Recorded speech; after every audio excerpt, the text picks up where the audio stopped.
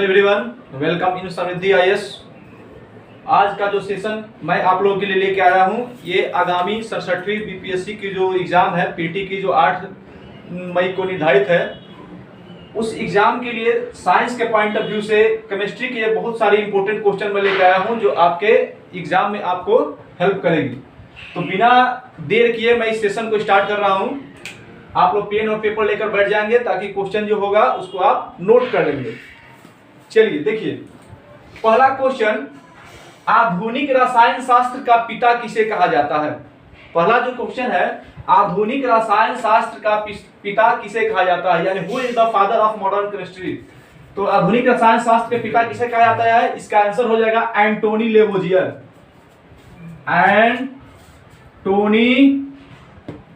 Antony Lavoisier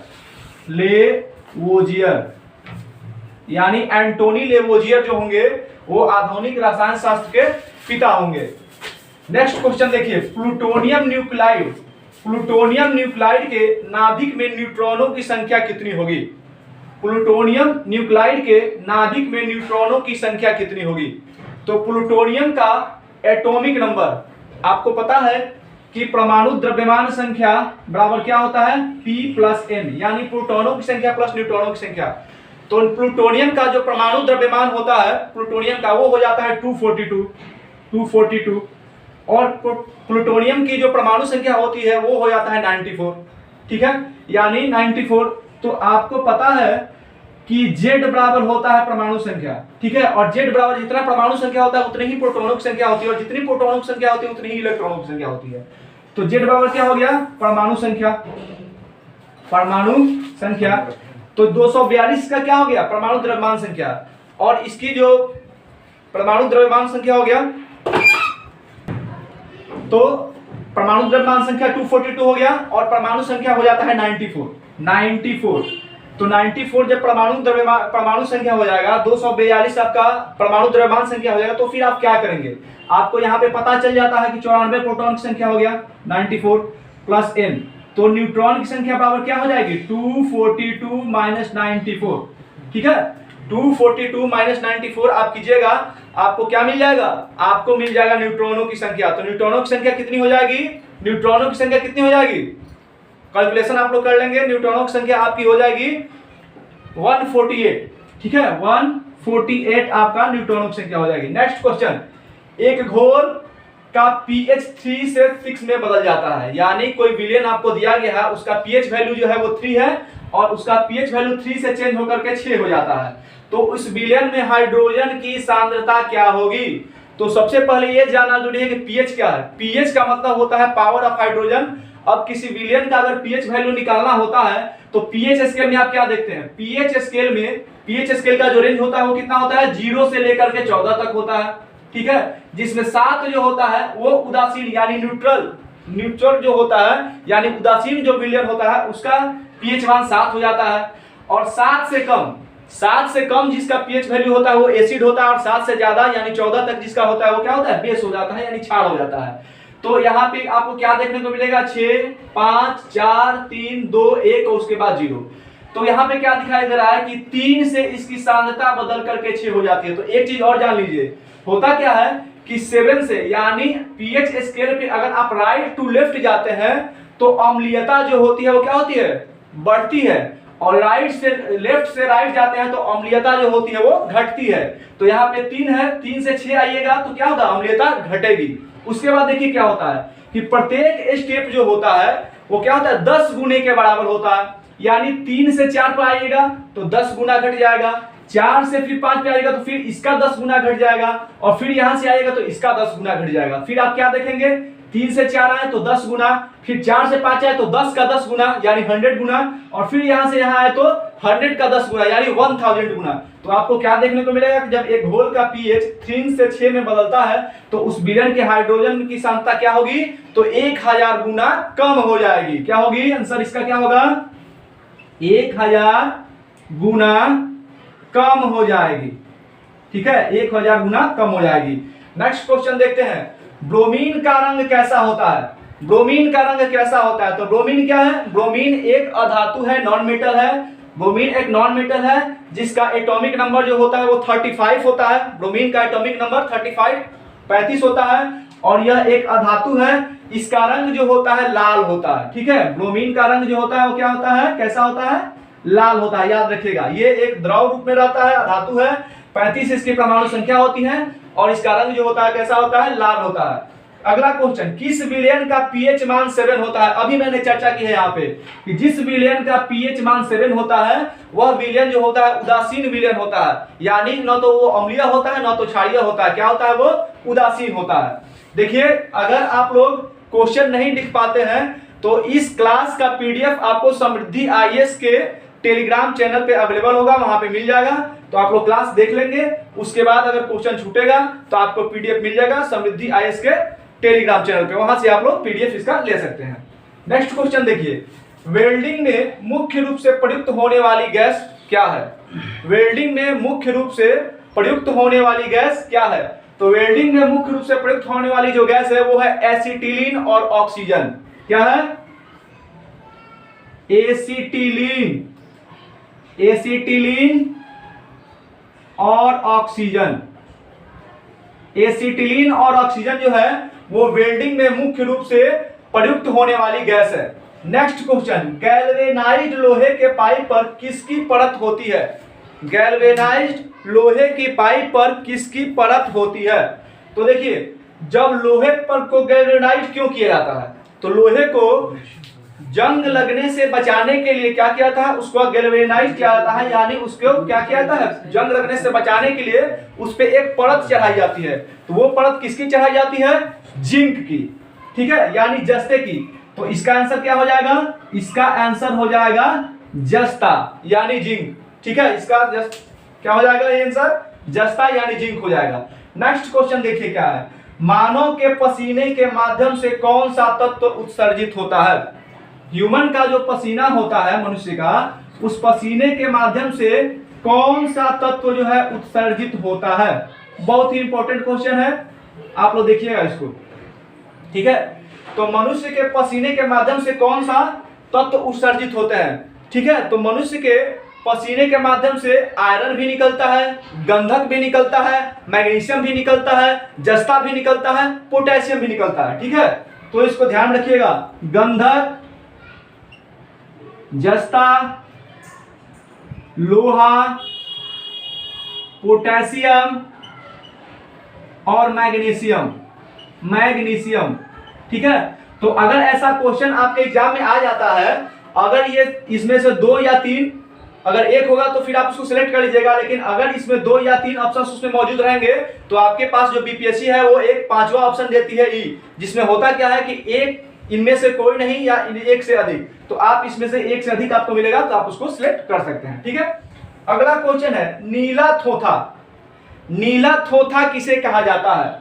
नीला थोथा किसे कहा जाता है? इसका आंसर हो जाएगा कॉपर सल्फेट यानी CuSO4। ठीक है, कॉपर सल्फेट CuSO4 को क्या कहा जाता है? CuSO4 कॉपर सल्फेट को नीला थोथा कहा जाता है। अगला क्वेश्चन है, सबसे भारी धातु। देखिए, भारी धातु का मतलब वहां उसके डेंसिटी घनत्व से होता है। ठीक है, तो सबसे भारी धातु कौन सा है? तो प्लेटिनम। ठीक है, सबसे भारी धातु कौन सा है? प्लेटिनम। प्लेटिनम जो है वो सबसे भारी धातु होता है।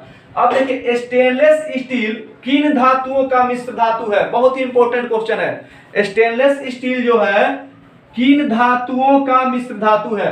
तो मिश्र धातु क्या होता है? जो 2 या 2 से अधिक धातुओं को एक साथ मिलाने के बाद बनता है, वो क्या होता है? मिश्र धातु होता है। तो स्टेनलेस स्टील किन धातुओं का मिश्र धातु होता है? तो देखिए, स्टेनलेस स्टील में 4 धातु होते हैं। क्या क्या होता है? तो लोहा होता है, कार्बन होता है, लोहा होता है, कार्बन होता है, कार्बन, आपका निकेल होता है, निकेल, और क्रोमियम, क्रोमियम। ठीक है, तो स्टेनलेस स्टील जो होता है जिन 4 धातुओं से मिलकर बना होता है, उसमें लोहा होता है, कार्बन होता है, निकल होता है, क्रोमियम होता है। इसमें देखिए अब क्या होता है, ऐसे बहुत सारे क्वेश्चन आपको देखने को मिलेंगे कि स्टेनलेस स्टील को कठोर बनाने के लिए, यानी स्टेनलेस स्टील को मजबूत बनाने के लिए, इनको कठोरता प्रदान करने के लिए किस तत्व का इस्तेमाल होता है? तो कार्बन।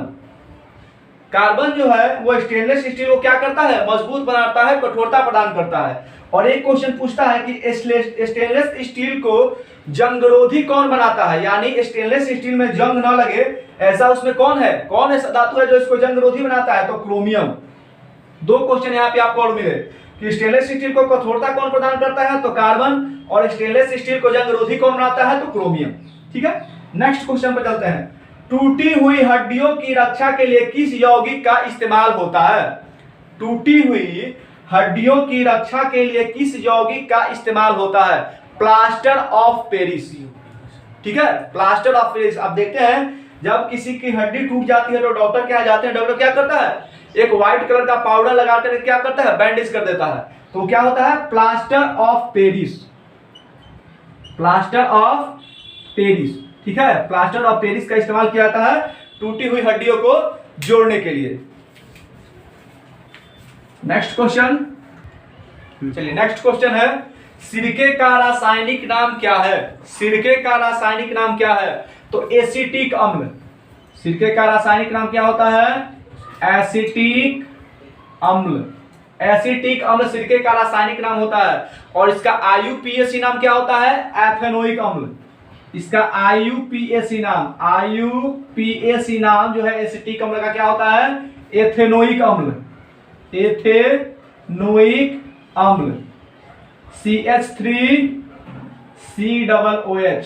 ठीक है, इसका फॉर्मूला होता है CH3COOH एसिटिक अम्ल का। नेक्स्ट क्वेश्चन है, कार के बैटरी में प्रयुक्त होने वाला अम्ल कौन सा है? कार का जो बैटरी होता है उसमें प्रयुक्त होने वाला अम्ल कौन सा है? H2SO4 सल्फ्यूरिक एसिड होता है। ठीक है, कौन सा अम्ल होता है?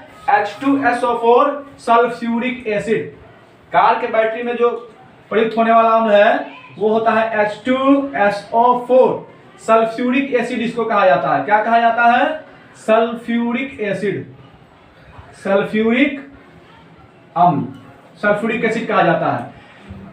जिनको भी क्वेश्चन लिखने में दिक्कत होगा, परेशानी हो रही होगी, वो क्या करेंगे कि समृद्धि आईएएस के यूट्यूब चैनल के डिस्क्रिप्शन में टेलीग्राम चैनल का लिंक दे दिया गया है, वहां से आप टेलीग्राम चैनल ज्वाइन कर सकते हैं और जो भी क्लास यहाँ होती है उसका पीडीएफ आप समृद्धि आईएएस के टेलीग्राम चैनल से डाउनलोड कर सकते हैं, वहां से ज्वाइन कर सकते हैं। ठीक है, नेक्स्ट क्वेश्चन, सोडा वाटर का बोतल खोलने पर कौन सी गैस बाहर निकलती है?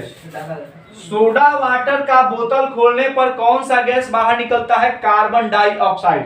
ठीक है, CO2 carbon dioxide, carbon dioxide. आप देखते हैं सोडा वाटर या फिर कोल्ड ड्रिंक को आप देखेंगे, जब उसकी बोतल को आप खोलते हैं क्या होता है, उसमें से एक गैस बाहर निकलती है। वो गैस कौन सा होता है?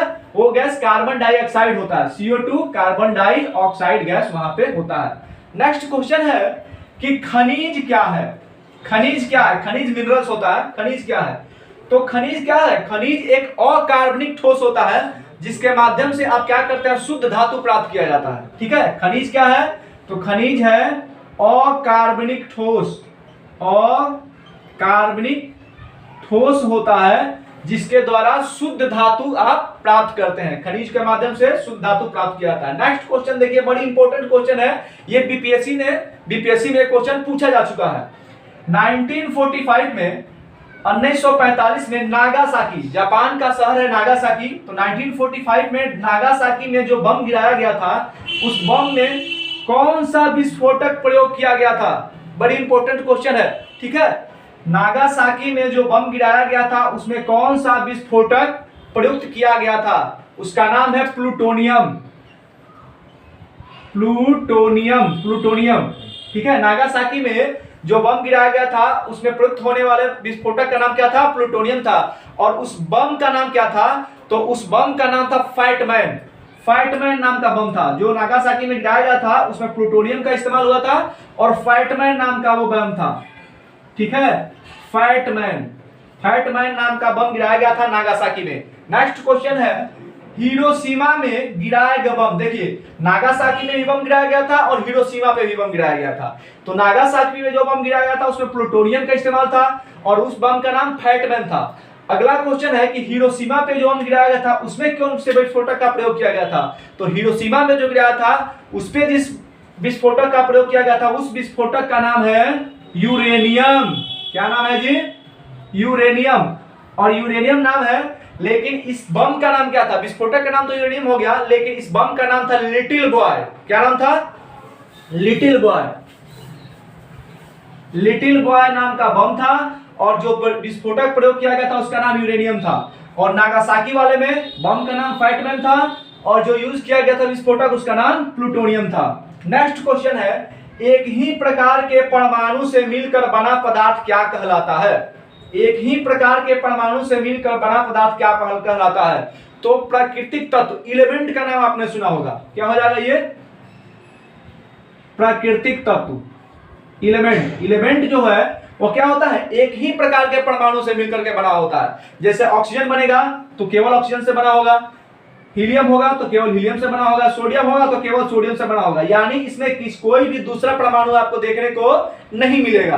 तो क्वेश्चन पूछ रहा है कि एक ही प्रकार के परमाणु से मिलकर बना पदार्थ क्या कहलाता है? तो वो होता है प्राकृतिक तत्व, यानी एलिमेंट जो है वो एक ही प्रकार के परमाणु से मिलकर के बना होता है। नेक्स्ट क्वेश्चन देखिए क्या है। नेक्स्ट क्वेश्चन है कि वनस्पति सबसे अधिक क्रियाशील धातु कौन सा है? सबसे अधिक क्रियाशील धातु कौन सा है? तो क्रियाशील धातु की जब बात कीजिएगा तो आपको इसके लिए याद करना पड़ेगा रिएक्टिविटी सीरीज। ठीक है, मैं इसका एक आपको दे देता हूं बना करके। सबसे अधिक क्रियाशील धातु, तो सबसे अधिक क्रियाशील कोई धातु होता है वो होता है पोटेशियम। ठीक है, पोटेशियम। पोटेशियम, उसके बाद होता है पोटेशियम के बाद सोडियम, उसके बाद होता है कैल्शियम, फिर मैग्नीशियम। ठीक है, ऐसे इसका सीरीज होता है। तो आपको क्या पूछा गया है कि सबसे अधिक क्रियाशील धातु कौन सी है? तो सबसे अधिक क्रियाशील धातु कौन सी होगी? पोटेशियम, यानी पोटेशियम जो है सबसे अधिक क्रियाशील धातु है। और इसके बाद आता है नंबर सोडियम का। देखिए सोडियम और पोटेशियम इतना ज्यादा अधिक क्रियाशील होते हैं कि अगर इनको खुले वायु में छोड़ दीजिएगा तो वायु के साथ रिएक्ट कर जाएंगे और जलना प्रारंभ कर देंगे। ठीक है, वायु के साथ भी रिएक्ट कर जाता है, इतना ज्यादा क्रियाशील होता है कि खुला में छोड़िएगा वायु में जल जाएंगे। और वायु के साथ साथ ये जल के साथ भी रिएक्ट कर जाता है, इतना ज्यादा क्रियाशील होते हैं सोडियम और पोटेशियम कि वायु के साथ भी रिएक्ट कर जाते हैं और खुला में छोड़ दीजिएगा तो पानी के साथ भी रिएक्ट कर जाते हैं। इसी कारण है, यही कारण होता है कि सोडियम और पोटेशियम इन दोनों को केरोसिन तेल के अंदर डुबा कर रखा जाता है, क्योंकि केरोसिन तेल के अंदर ऑक्सीजन नहीं होता है। एक और क्वेश्चन आपको देखने को मिलेगा, अगर पूछा जाए कि कौन ऐसा जगह है जहां पे ऑक्सीजन नहीं मिलेगा, तो केरोसिन तेल के अंदर ऑक्सीजन नहीं मिलता है। ठीक है, इसीलिए केरोसिन तेल के अंदर सोडियम और पोटेशियम को डुबो करके रखा जाता है। ठीक है, एक और क्वेश्चन आपको मिल गया। नेक्स्ट क्वेश्चन देखिए क्या कर रहा है। नेक्स्ट क्वेश्चन है कि वनस्पति तेल से वनस्पति घी बनाने के लिए कौन सा गैस इस्तेमाल किया जाता है? वनस्पति तेल से वनस्पति घी बनाने के लिए कौन सा गैस इस्तेमाल किया जाता है? Hydrogen. Hydrogen gas, hydrogen gas. और इस विधि को हाइड्रोजनीकरण कहा जाता है। ठीक है, इस विधि को हाइड्रोजनीकरण कहा जाता है, यानी वनस्पति तेल से वनस्पति घी बनाने की लिए जो गैस इस्तेमाल होता है वो होता है हाइड्रोजन, और वो क्रिया जो होती है, वो प्रक्रिया जो होती है उसको हाइड्रोजनीकरण कहा जाता है। नेक्स्ट क्वेश्चन देखिए क्या होता है। आयोडीकृत लवण में क्या होता है? आयोडीकृत लवण जो होता है, जो साल्ट होता है, उसमें क्या होता है? तो पोटेशियम आयोडाइड। क्या होता है इसमें? इसमें आपको पोटेशियम आयोडाइड होता है। पोटेशियम आयोडाइड, यानी के से पोटेशियम होता है और आई से आयोडाइड, दोनों मिलेगा तो के आई हो जाता है, पोटेशियम आयोडाइड हो जाता है। नेक्स्ट क्वेश्चन है, खाने वाला नमक NaCl, ठीक है, यानी साधारण नमक इसको ही कहा जाता है। NaCl कैसे बनता है? ठीक है, हाउ टू मेक NaCl, यानी सोडियम क्लोराइड जो है साधारण नमक, ये कैसे बनता है? देखिए साधारण नमक जो है आप पढ़े होंगे एसिड बेस साल्ट में प्रबल अम्ल और दुर्बल अम्ल। ठीक है, तो जो प्रबल अम्ल होते हैं, तो प्रबल अम्ल और प्रबल क्षार, प्रबल अम्ल और प्रबल क्षार के मिलने से जो है क्या बनता है? खाने वाला नमक बनता है। क्या हो जाएगा? प्रबल अम्ल और प्रबल क्षार। ये कौन कौन सा होता है? तो HCl और प्लस NaOH दोनों जो है क्या होते हैं? प्रबल होते हैं। इन दोनों को मिलाने से क्या बनता है? आपका NaCl बनेगा। NaCl बनेगा और प्लस H2O बनेगा। इस प्रकार का रिएक्शन जो है न्यूट्रलाइज रिएक्शन भी कहा जाता है, उदासीनीकरण अभिक्रिया कहा जाता है। क्यों? क्योंकि अम्ल की अम्लीयता और क्षार की क्षारकता दोनों समाप्त हो जाती है और निर्माण क्या होता है? लवण और जल का निर्माण होता है। तो क्या था क्वेश्चन कि खाने वाला नमक यानी NaCl जो है कैसे बनता है? तो ये प्रबल अम्ल और प्रबल क्षार से बनता है। यानी जब हाइड्रोक्लोरिक एसिड की अभिक्रिया सोडियम हाइड्रोक्साइड के साथ कराई जाती है तो NaCl यानी खाने वाला नमक बनता है और साथ ही जल भी बनता है। नेक्स्ट क्वेश्चन देखिए क्या है, सभी जैव यौगिक का अनिवार्य मूल तत्व क्या है? देखिए कार्बन का नाम आप लोगों ने सुना होगा, ठीक है।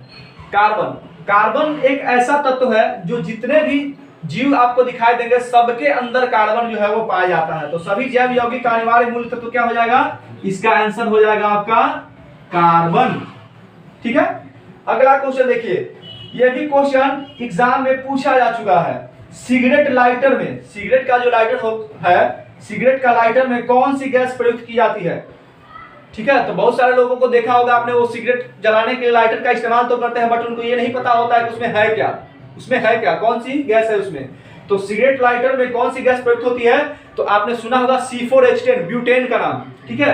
तो इसमें कौन सी गैस होती है? इसमें जो गैस होता है उसका नाम है ब्यूटेन, C4H10। ये एक हाइड्रोकार्बन है, ठीक है, ये हाइड्रोकार्बन है जिसमें कार्बन और हाइड्रोजन होता है। तो ब्यूटेन का इस्तेमाल होता है सिगरेट लाइटर में, ठीक है। अगला क्वेश्चन है, टेफ्लॉन किस एकलक का बहुलक है? टेफ्लॉन जो है वो किस एकलक का बहुलक है? ठीक है, तो टेफ्लॉन एक बहुलक है, इसको बनाने के लिए किस एकलक का इस्तेमाल होता है? टेट्राफ्लोरोएथिलीन, टेट्राफ्लोरोएथिलीन, ठीक है, टेट्राफ्लोरोएथिलीन, टेट्राफ्लोरोएथिलीन एकलक होता है जिसका इस्तेमाल किया जाता है टेफ्लॉन के निर्माण में। यानी टेफ्लॉन किससे बना होता है? तो टेट्राफ्लोरोएथिलीन से बना होता है। नेक्स्ट क्वेश्चन, बेकेलाइट किसके संघनन से बनता है? बेकेलाइट किसके संघनन से बनता है? तो फिनॉल और फॉर्मेल्डिहाइड, ठीक है, फिनॉल एवं फॉर्मल्डिहाइड, फिनॉल और फॉर्मल्डिहाइड के संघनन से बेकेलाइट बनता है। ट्राइग्लिसराइड क्या है? तो ट्राइग्लिसराइड क्या है? एक वसा है, ठीक है, ट्राइग्लिसराइड क्या है? वसा है।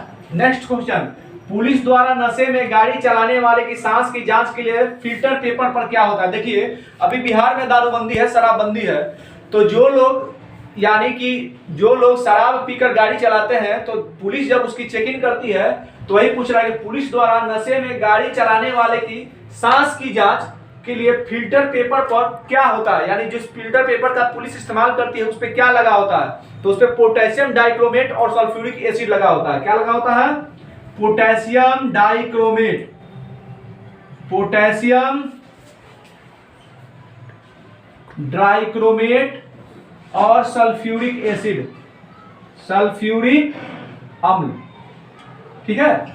नेक्स्ट क्वेश्चन, घरेलू ईंधन के रूप में प्रयुक्त होने वाली एलपीजी में मुख्यतः होती है, यानी जो घरेलू ईंधन के रूप में एलपीजी लिक्विफाइड पेट्रोलियम गैस इस्तेमाल किया जाता है उसमें क्या होता है? तो उसमें क्या होता है? ब्यूटेन और प्रोपेन, ठीक है, उसमें क्या होता है? ब्यूटेन और प्रोपेन, ठीक है, उसके अंदर ब्यूटेन और प्रोपेन होता है। ग्रीन हाउस गैस का मुख्य घटक क्या होता है? ठीक है, ग्रीन हाउस गैस का मुख्य घटक क्या होता है? तो देखिए ग्रीन हाउस गैस में आपका मीथेन होता है, इसमें क्या मिलेगा आपको? आपको मीथेन मिलेगा, आपको जलवाष्प मिलेगा, ठीक है, आपको CFC भी मिलेगा, आपको ओजोन मिलेगा, आपको CO2 मिलेगा, आपको CO मिलेगा। यानी ग्रीन हाउस गैस के जो घटक होते हैं बहुत सारे गैसेस होते हैं जिसमें मीथेन, कार्बन डाइऑक्साइड, आपको नाइट्रस ऑक्साइड भी मिलेगा, ठीक है, आपको क्या मिलेगा? नाइट्रस ऑक्साइड भी इसके अंदर मिलेगा। तो इसको याद रखिएगा, इसमें 1, 2 या फिर 3 जो भी ऑप्शन आएंगे, अगर एक आएगा तो आप उसको सेलेक्ट कीजिए, लेकिन यहाँ पे ज्यादातर ऑप्शन जो होते हैं वो ई वाला आता है, तो आपके पास ई ऑप्शन अवेलेबल होता है बीपीएससी में, आप उसको देख लेंगे। पेट्रोल तथा डीजल के अधूरे जलने से कौन सा गैस उत्पन्न होता है? अब देखिए पेट्रोल और डीजल जब गाड़ी में इस्तेमाल किया जाता है और ये जलता है तो कौन सा गैस इस्तेमाल होता है? कौन सी गैस निकलती है आप लोगों को पता होगा? कार्बन मोनोऑक्साइड, ठीक है। ऐसे तो वहां पे और भी गैसेस कार्बन डाइऑक्साइड भी निकलती है, लेकिन मुख्य रूप से सबसे अधिक कोई गैस निकलती है तो कौन होता है? कार्बन मोनोऑक्साइड, कार्बन मोनोऑक्साइड, ठीक है। नेक्स्ट क्वेश्चन है, साबुन ग्रीज को कैसे हटाता है? जब कपड़ा धोया जाता है तो साबुन जो है वो ग्रीज को कैसे हटाता है? तो उस विधि को कहा जाता है पायसीकरण। क्या कहा जाता है जी? पायसीकरण। यानी पायसीकरण द्वारा साबुन जो है वो ग्रीज को क्या करता है? हटाता है। नेक्स्ट क्वेश्चन, फ्रेयॉन का उपयोग किस रूप में किया जाता है? तो फ्रेयॉन का उपयोग जो है वो प्रशीतक के रूप में किया जाता है। ठीक है, प्रशीतक के रूप में फ्रेयॉन का इस्तेमाल कैसे किया जाता है? तो प्रशीतक के रूप में किया जाता है। नेक्स्ट क्वेश्चन क्या है, नियोप्रीन का इस्तेमाल कहां होता है? तो जैसे आपने देखा प्राकृतिक रबड़ आइसोप्रीन से बनता है, तो वैसे ही नियोप्रीन से क्या बनता है? संश्लेषित रबड़ बनाया जाता है। तो नियोप्रीन का इस्तेमाल कहां होता है? सिंथेटिक रबड़ बनाने में, यानी संश्लेषित रबड़ बनाने में। ठीक है, संश्लेषित रबड़ जो है वो नियोप्रीन से बनता है और प्राकृतिक रबड़ जो है वो आइसोप्रीन का बना होता है। नेक्स्ट क्वेश्चन देखिए क्या होता है, अम्ल वर्षा एसिड रेन जो होता है, अम्ल वर्षा में किस अम्ल की मात्रा सबसे अधिक होती है? एसिड रेन जो होता है उसमें किस अम्ल की मात्रा सबसे अधिक होती है? तो जो एसिड रेन होता है, अम्लीय वर्षा जो होती है, उसमें सल्फ्यूरिक एसिड H2SO4 की मात्रा जो है वो सर्वाधिक होती है, H2SO4। अब देखिए सर, एसिड रेन है क्या? तो अम्ल वर्षा जब होती है तो उसमें नाइट्रोजन, वायुमंडल में नाइट्रोजन ऑक्साइड और सल्फर डाइऑक्साइड होते हैं। तो जब अम्ल वर्षा होती है तो वर्षा का जो पानी होता है वो वायुमंडल के सल्फर डाइऑक्साइड और नाइट्रोजन ऑक्साइड के साथ क्या होता है? रिएक्ट कर जाता है, और नाइट्रिक अम्ल और H2SO4 सल्फ्यूरिक अम्ल जो होता है वो एसिड रेन के रूप में पृथ्वी पर गिरता है। तो इसमें मुख्य रूप से H2SO4 होता है और इसमें नाइट्रिक अम्ल HNO3 भी होता है। लेकिन क्वेश्चन पूछ रहा है कि अम्ल वर्षा में किस अम्ल की मात्रा सबसे अधिक होती है? तो सबसे अधिक मात्रा H2SO4 सल्फ्यूरिक एसिड की होती है। शुष्क बर्फ किसे कहा जाता है?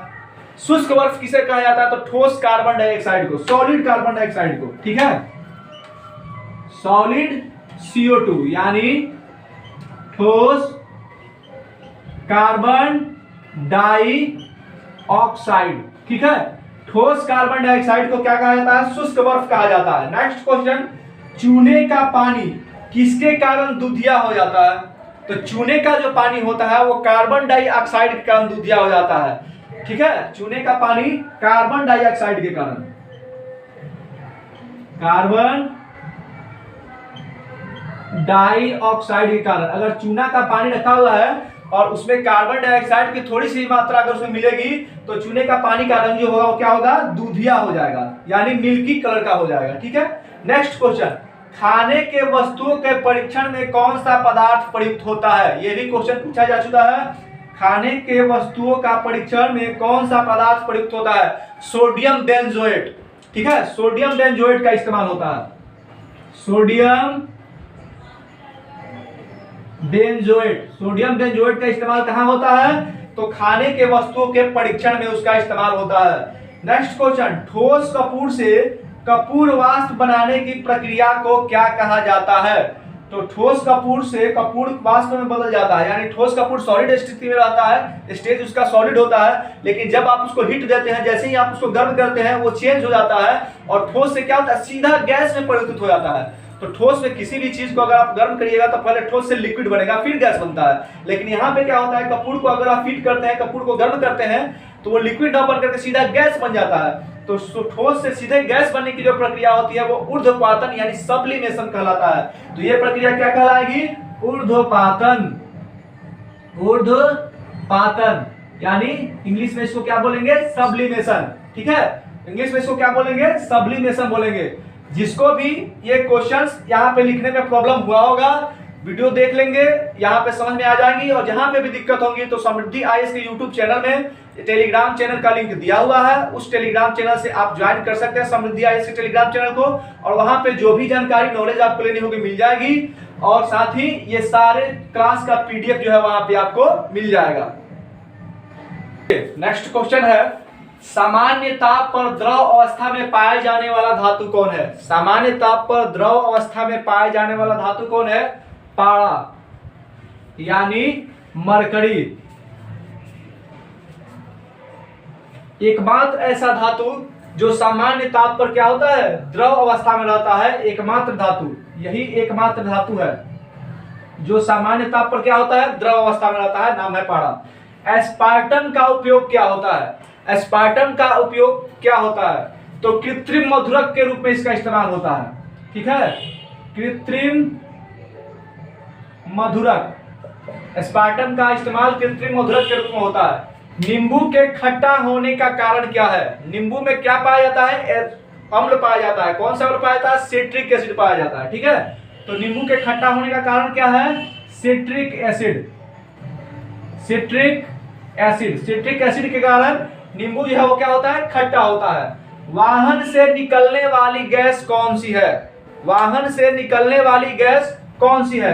तो अभी आपने चर्चा किया था, हमने चर्चा की थी कि वाहन से निकलने वाली गैस कौन है? सबसे ज्यादा तो कोई गैस निकलती है वाहन से, तो वो निकलती है कार्बन मोनोऑक्साइड।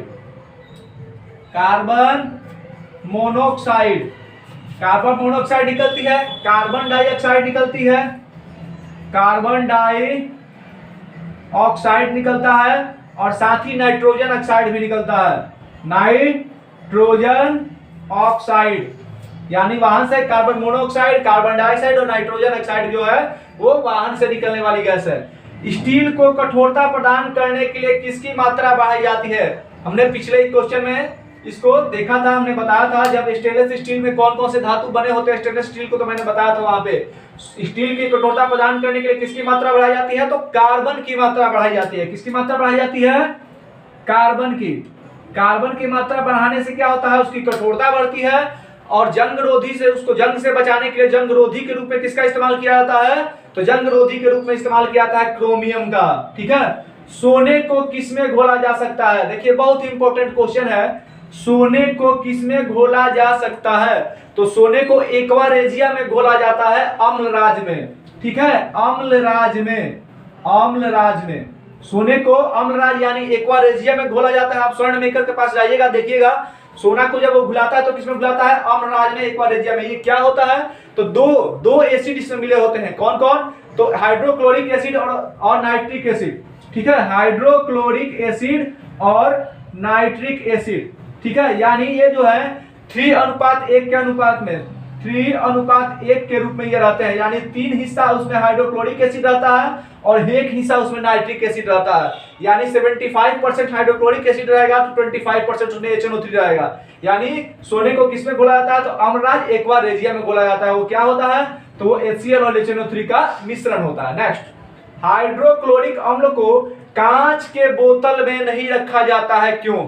देखिए बड़ी इंपॉर्टेंट क्वेश्चन है, हाइड्रोक्लोरिक अम्ल को कांच के बोतल में क्यों नहीं रखा जाता है? तो आपको पता होना चाहिए, आपको पता होगा कि कांच जो बनता है उसमें सिलिका होता है, सिलिका से बना होता है कांच। यानी कांच में जो सिलिका ऑक्साइड, सिलिकॉन ऑक्साइड होता है, उस सिलिकॉन ऑक्साइड के साथ हाइड्रोक्लोरिक अम्ल जो है वो रिएक्ट कर जाता है। यही कारण है कि कांच के बोतल में इसको नहीं रखा जाता है। क्यों नहीं रखा जाता है जी? क्योंकि यह कांच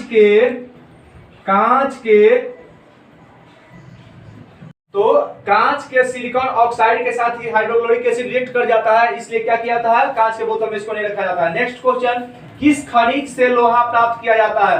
तो देखिए लोहा किससे प्राप्त किया जाता है? यानी कोई भी धातु को प्राप्त करना होगा तो उस धातु के मिनरल, उस धातु के खनिज से, उस धातु के अयस्क से उसको प्राप्त किया जाता है।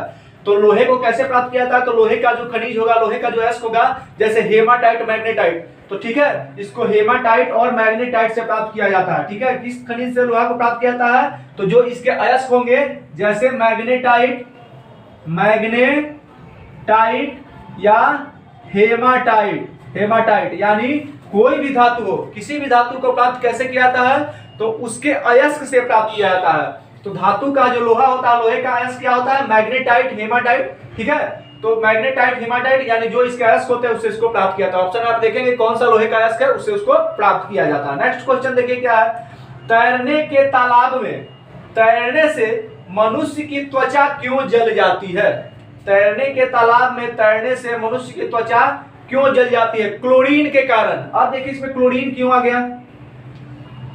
क्लोरीन के कारण, क्योंकि तैरने का जो तालाब होता है तो तालाब के पानी को साफ करने के लिए उसमें क्लोरीन की गोली डाली जाती है, क्लोरीन डाला जाता है, और उस क्लोरीन के कारण जब व्यक्ति उसमें तैरता है तो उसकी त्वचा जो है वो जल जाती है। किस कारण? क्लोरीन के कारण। ठीक है, क्लोरीन के कारण। नेक्स्ट क्वेश्चन, कौन सी किरण ऋण आवेशित होती है? कौन सी किरण ऋण आवेशित होती है? तो बीटा किरण, ठीक है, बीटा किरण, बीटा किरण जो है वो ऋण आवेशित होती है, नेगेटिव चार्जेबल होती है। बीटा किरण ऋण आवेशित होती है और अल्फा किरण क्या होती है? धन आवेशित होती है, ठीक है। सल्फर हेक्साफ्लोराइड का अणु का आकार कैसा होता है? सल्फर हेक्साफ्लोराइड के अणु का आकार कैसा होता है? तो अष्टफलकीय होता है। कैसा होता है जी? ये होते हैं अष्टफलकीय, अष्टफलकीय, अष्टफलकीय होता है, ठीक है। नेक्स्ट क्वेश्चन, अल्कोहलिक खमीर, अल्कोहलिक खमीर का आखिरी उत्पाद क्या होता है? Ethyl alcohol. इसका आंसर हो जाएगा इथाइल अल्कोहल। नेक्स्ट क्वेश्चन है, दूध क्या है? दूध जो है वो क्या है? तो दूध क्या है? दूध जो है द्रव में द्रव है, द्रव में द्रव, यानी दूध के अंदर क्या होता है? द्रव में ही द्रव को मिलाया गया है, यानी उसमें लिक्विड में ही लिक्विड होता है। तो ये क्या हो जाएगा? ये हो जाएगा इमल्सन। दूध क्या होता है? दूध इमल्सन होता है, ठीक है। तो आज का सेशन यही समाप्त किया जाता है। जिन स्टूडेंट्स को भी ये क्वेश्चन यहाँ पे नहीं समझ में आया होगा, क्वेश्चन लिखने में प्रॉब्लम हुई होगी, वो समृद्धि आईएएस के यूट्यूब चैनल के डिस्क्रिप्शन में जाएंगे, वहां लिंक दिया हुआ है, वहां से समृद्धि आईएएस के टेलीग्राम चैनल का लिंक ले लेंगे और वहां ज्वाइन करेंगे। उनको इस क्लास का पीडीएफ वहां मिल जाएगा और कोई भी क्वेरी करनी होगी तो वहां से वो कर सकते हैं। Thank you everyone.